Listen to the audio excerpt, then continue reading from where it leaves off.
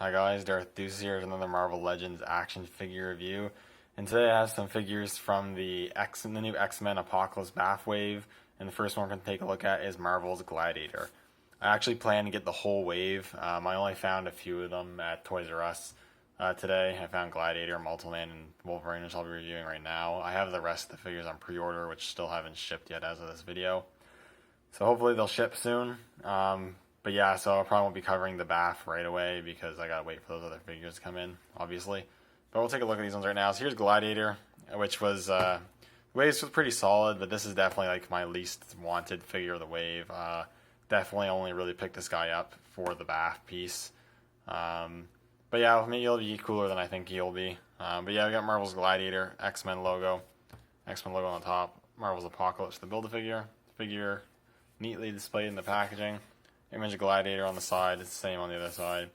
Product shot, brief bio, which says the leader of the Imperial Guard, Gladiator shoots heat beams from his eyes and commands his forces with formidable strength.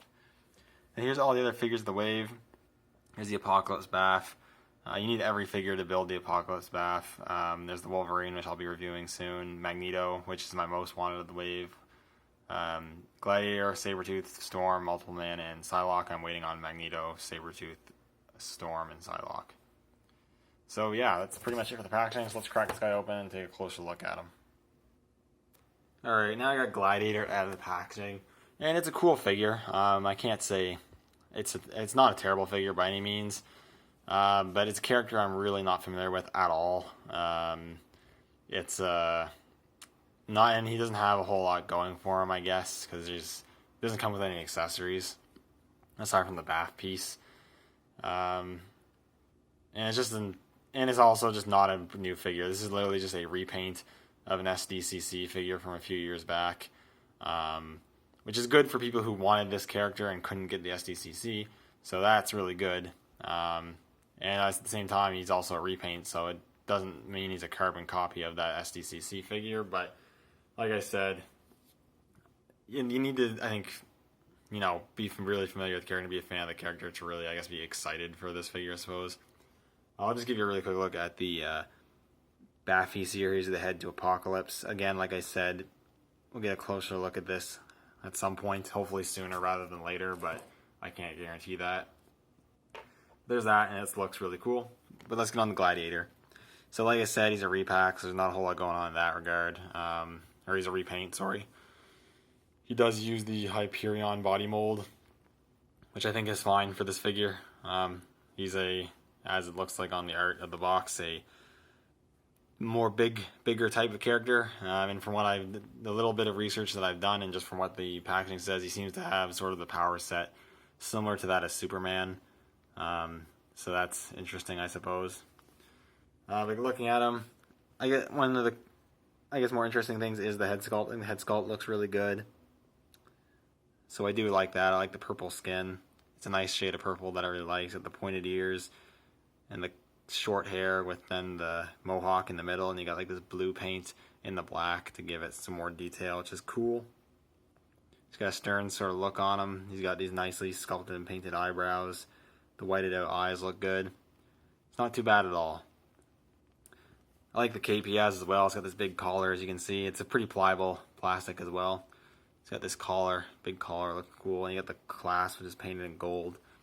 And then here's the cape itself. Again, like I said, it's a pliable material, but it's molded in this sort of pose. It's kind of like sweeping over his leg there and sweeping out like that, which I think looks cool for like a standing pose. But it might be sort of weird if you want to try to get some flight poses. It might not look right. I don't know. It's got this yellow trim all throughout, which is good for the most part. There's a little bit of sketchiness around the edges, but for the most part, it looks good. So yeah, it looks pretty good, and sculpt's all there.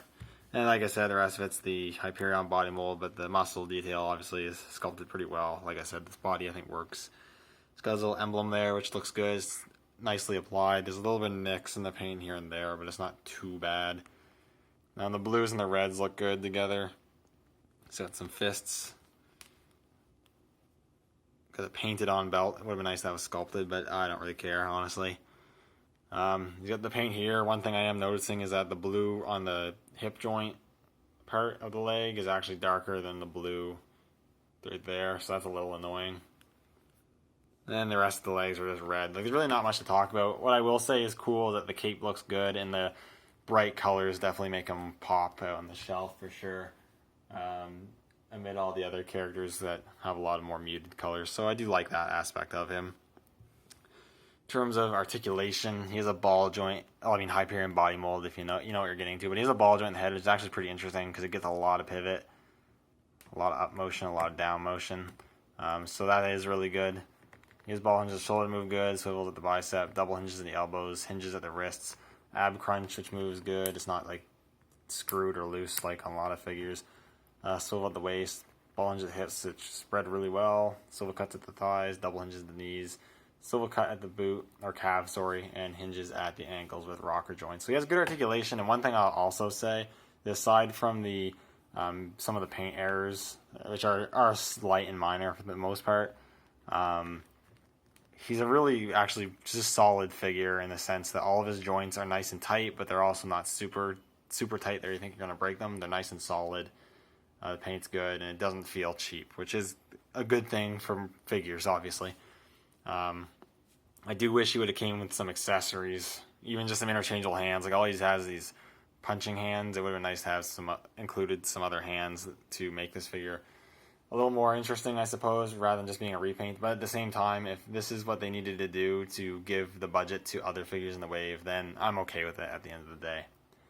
I definitely don't hate this figure by any means. It's just, he's not super interesting to me just because I'm not very familiar with the character, like, at all. I'll do some quick size comparisons. So here he is next to a figure on the Bucky Cat mold. Here's the Deadpool wave, or not Deadpool wave, sorry, X-Men, the previous X-Men wave, Deadpool, or the Juggernaut wave. He looks pretty good. I like that. He's just a little bit shorter, so I think that works. And here he is with a slightly bigger Marvel Legends. Here he is next to the Deadpool wave Cable. Cable's actually significantly bigger than Gladiator. I'm not sure if that's right or not. Putting this Cable again up with some of the other bigger figures almost makes me think this Cable might be slightly too big, but it doesn't really bother me too much. I think it looks good. So overall, this is a cool figure by all means. If you're a Gladiator fan and you didn't get the SDCC, you'll be very happy to have this figure, and I highly recommend picking up for that. But at the same time, if you're not familiar with the character, unfortunately, I'm pretty sure this guy is going to peg warm hard because a lot of collectors, casual fans, whatever, just aren't going to know who this guy is. And even if you're a more knowledgeable collector, you still might not care much for the character. I wouldn't say he's the most mainstream character. I could be wrong, I suppose, but he's going to peg warm a bit. But if you're going to complete the wave, I'd say you might as well pick this guy up too. I think he's still pretty cool. I'll have to play around with him some more, but yeah. So that's pretty much it. So thank you guys for watching. Let me know what you think in the comments down below, and stay tuned for the other X-Men wave figure reviews. See you guys later.